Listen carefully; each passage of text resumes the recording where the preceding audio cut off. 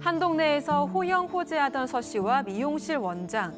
이들은 서 씨가 처제 동네로 이사를 오면서 소개받아 알게 된 사이였는데요. 처제와 서 씨 부부 그리고 미용실 원장은 자주 술자리를 가지면서 동네에서 친하게 지냈습니다.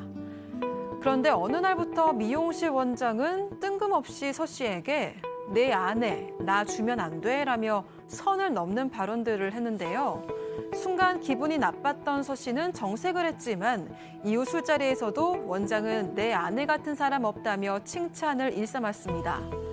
그렇게 미용실 원장과 조금씩 불편해지던 찰나 갑자기 아내도 서 씨를 조금씩 피하기 시작했다고 하는데요. 평화로웠던 가정에 갑자기 발생한 문제, 이들 사이에 대체 무슨 일이 있었던 걸까요? 자, 오늘 사연도 우리 사방 가족께서 직접 제보해 주신 사연입니다. 특정되지 않게 약간의 각색을 거쳤다는 점 참고해 주시고요. 자, 들으신 것처럼 갑자기 아내가 돌변을 했다는 건데 이 미용실 원장이라는 사람이 어떻게 보면 이 사달의 복판에 서 있습니다. 자, 이 미용실 원장과 어떻게 알게 된 사이인 건지부터 좀 따져보죠. 네, 일단 발단부터 말씀을 드리면요. 일단 서 씨랑 아내는 4년 정도 연애를 했습니다. 그런데 아이가 생기면서 20대에 다소 이르게 결혼을 하게 됐습니다. 그런데 아이가 어릴 때는 삶이 좀 팍팍했다고 하는데 열심히 일을 하면서 경제적으로 여유가 생겼습니다. 그래서 이 아들이 학교에 들어갈 무렵에 이 넓은 평수로 다른 동네로 이사를 가게 됐는데 그 동네가 바로 아내의 여동생, 그러니까 이 사연자의 처제가 사는 동네였던 겁니다. 이 처제가요, 이 해당 미용실이 머리를 잘 자른다 이렇게 소개를 해줘서 일단 아내가 먼저 그 미용실에 다니기 시작을 했습니다.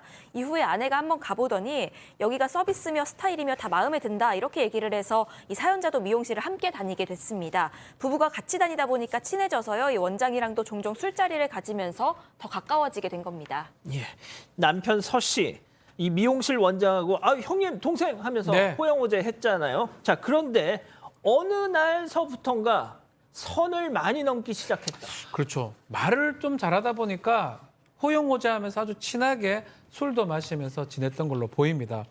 또 그러다 보니까 이 서 씨 같은 경우는 마음을 열고 가정사 얘기도 좀 했다고 해요. 어느 날 선 넘는 말을 합니다. 야, 이게 좀 충격적입니다. 그 아내 그거 나한테 주면 안 되나? 라고 얘기를 했대요. 소름 돋죠. 어떻게 저런 말을 합니까?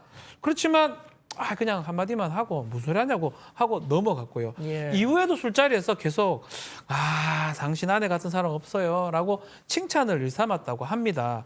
그래서 이때는 우리 아내 정말 좋게 보는 거네, 이 사람이. 그 정도로 하고 넘어갔다고 해요. 그냥 좋은 얘기겠거니 네. 이렇게 선이겠거니 받아들였지만 뭔가 이제 냄새가 스멀스멀 올라옵니다. 자, 네. 그런데 말이죠. 아내가 남편 서 씨를 그 이후로 막 점점 거리를 두기 시작했다는 거잖아요. 네, 그렇습니다. 어느 가정 못지않게 평온하고 행복했는데 어느 날부터 이 아내가 나 자기 힘들다, 나 우울하다 이러면서 당신 나 사랑하기는 해? 당신은 그냥 돈만 벌어오는 사람 같아.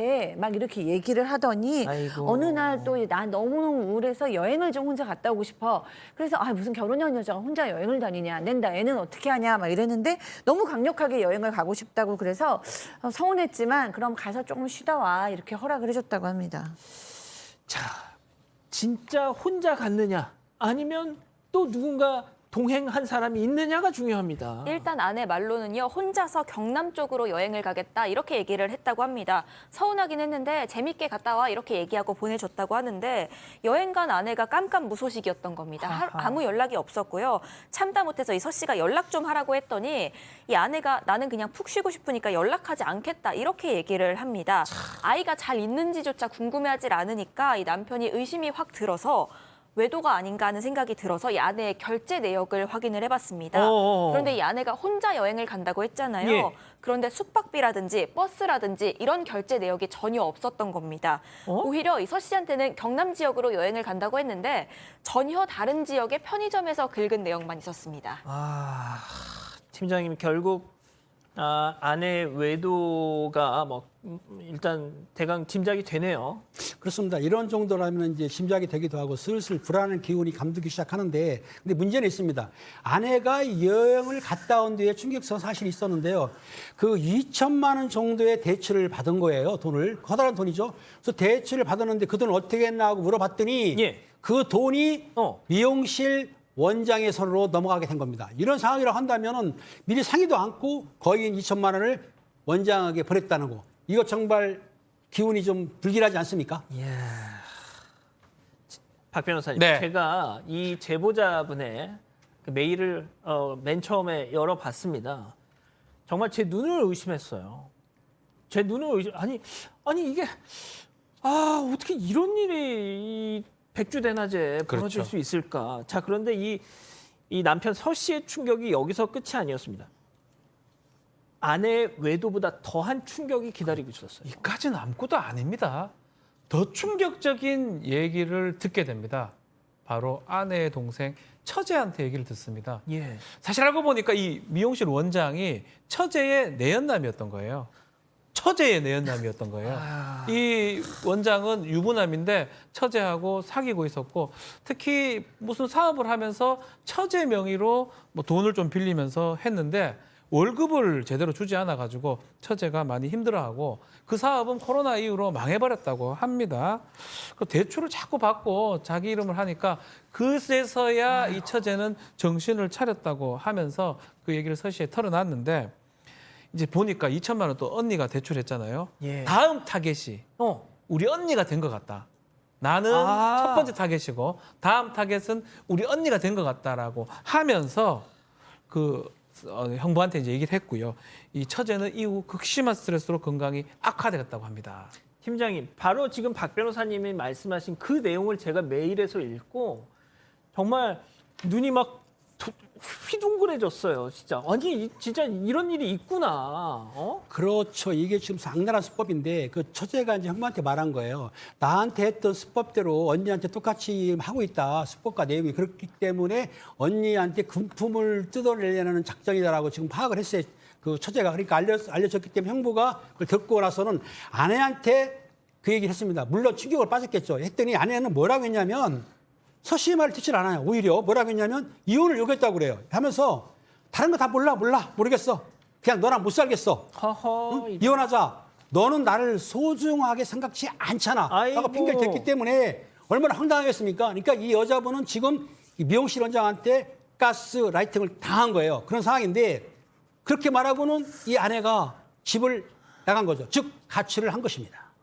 아니 소장님, 보통 네. 이런 상황이면 손이 발이 되도록 여보 미안해 나 용서해줘가 돼야 되는데 네. 나 너랑 살기 싫어하면서 야 이혼해하면서 자기가 나갔어요. 네. 그러니까 지금 뭐 너는 나를 소중하게 여겨주지 않잖아. 뭐 이렇게 얘기를 했다고 더군다나 자기 하니까. 여동생까지 이렇게 했는데. 네. 그러니까 지금 믿지 않고 있는 게 아닐까, 아내가. 이런 생각이 들어요. 그러니까, 뭐, 가스라이팅의 일종이긴 하지만 가스라이팅은 약간 당하려면 시간도 좀 필요한데. 예. 이 경우는 정말 명백하게 누가 봐도 사기인 것 같아요. 그래서 이 여성한테는 둘이 있을 때는 뭔가 방어막을 많이 쳐놨을 것 같아요. 너무너무 좋은 사람인 것처럼, 정말로 그 여자를 사랑하는 것처럼, 여태까지 방탕하고 잘못했던 건 이제부터는 절대 그렇지 않을 것처럼 그런 어떤 애정을 가장한 사기를 굉장히 쳐놔서 이 여성이 지금 사리 분별을 전혀 못하고 완전히 그 거짓말 넘어가 있는 게 아닐까라는 생각이 좀 듭니다. 예.